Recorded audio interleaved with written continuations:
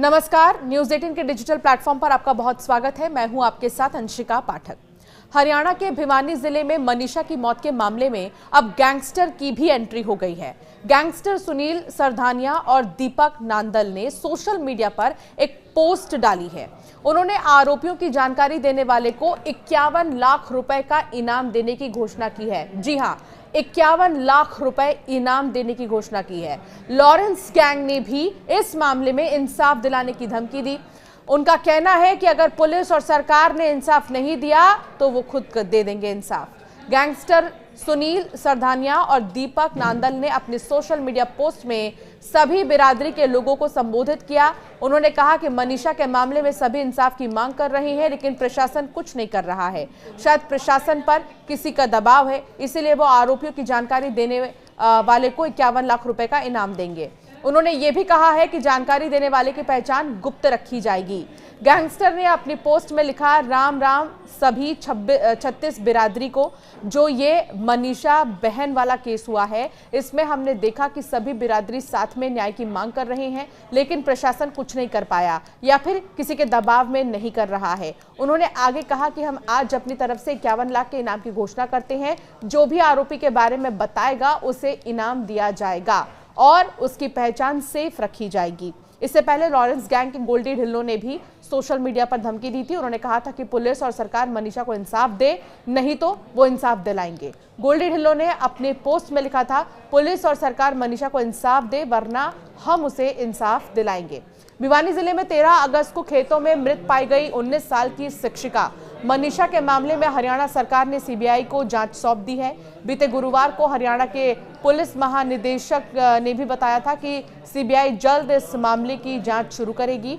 हत्याकांड के तकरीबन 8 दिन बाद मनीषा का गुरुवार को उसके गांव में अंतिम संस्कार कर दिया गया था।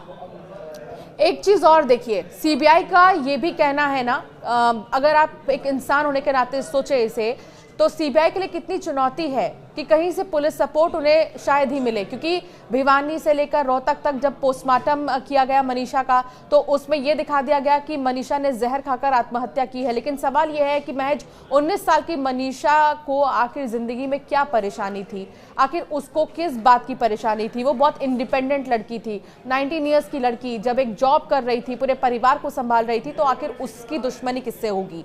3 बार उसका पोस्टमार्टम हुआ है। क्या कभी इस तरह के केस में पोस्टमार्टम हुआ बैक टू बैक? लेकिन मनीषा के मामले में 3 बार पोस्टमार्टम होने के पीछे का आप मतलब अगर समझ पा रहे हैं, तो इससे ज्यादा कुछ कहने की जरूरत नहीं है। क्योंकि सवाल यह है कि आखिर 2 बार के पोस्टमार्टम रिपोर्ट में सेटिस्फैक्शन क्यों नहीं हुआ? आखिर ऐसी क्या बात है जो सामने नहीं आ पा रही? 3 बार पोस्टमार्टम हुआ भिवानी रोहतक के बाद, अब बुधवार को दिल्ली के एम्स में उसका तीसरा पोस्टमार्टम किया गया, क्योंकि परिवार और ग्रामीणों ने पिछले पोस्टमार्टम पर संदेह व्यक्त किया। कथित तौर पर मनीषा के गले पर कट का निशान था। दिल्ली एम्स में पोस्टमार्टम के बाद मनीषा का शव उसके गांव पहुंचा, जहां भारी पुलिस बल की तैनाती के बीच अंतिम संस्कार किया गया। बीते दिन ही श्रद्धांजलि सभा का आयोजन किया गया था। जब सब पहुंचे और मनीषा को सबने श्रद्धांजलि दी, और डीजीपी ने प्रेस कॉन्फ्रेंस कर भी कहा कि सारी जांच पोस्टमार्टम और फॉरेंसिक स्तर पर हो रही थी। इसमें समय लगता है। मनीषा के जहर खाने या किसी और की तरफ से खिलाने, सीसीटीवी और सुसाइड नोट से जुड़े सवालों पर डीजीपी ने कहा कि इन सभी तथ्यों की जांच सीबीआई करेगी। ऐसे में अब कोई खुलासा पुलिस नहीं कर सकती है। तो फिलहाल एक सवाल, एक पहेली बनकर मनीषा की मौत रह गई है कि यह हत्या है या आत्महत्या है। इस बीच लेकिन गैंगस्टर्स की एंट्री करना इस पूरे मामले में ये दिखाता है कि अब गैंगस्टर्स ने भी हरियाणा में जो है अपना वर्चस्व बढ़ाना शुरू कर दिया है, और उनका यही कहना है कि अगर इंसाफ प्रशासन की तरफ से नहीं मिल पा रहा मनीषा को, तो हम उसे इंसाफ दिलाएंगे। एक तरफ जहां गैंगस्टर का ये कहना है कि 51 लाख रुपए का इनाम है, जो भी जानकारी देगा उसे 51 लाख रुपए मिलेंगे, तो दूसरी तरफ लॉरेंस के बेहद करीबी गोल्डी का भी एक पोस्ट सामने आया था बीते दिनों, जिसमें उन्होंने कहा था कि हम इंसाफ दिला देंगे। हालांकि लगातार अब ये मामला जो है जांच के दायरे में है, जांच की जा रही है। अभी थोड़ा सा इंतजार और करना होगा। जब रिपोर्ट सामने आएंगे, जब सीसीटीवी फुटेजेस खंगाले जाएंगे और भी जांच आगे बढ़ेगी, तो ही इस मौत के पीछे की मिस्ट्री का खुलासा होगा। आपका क्या मानना है इस पर हमें जरूर कमेंट कर बताएं।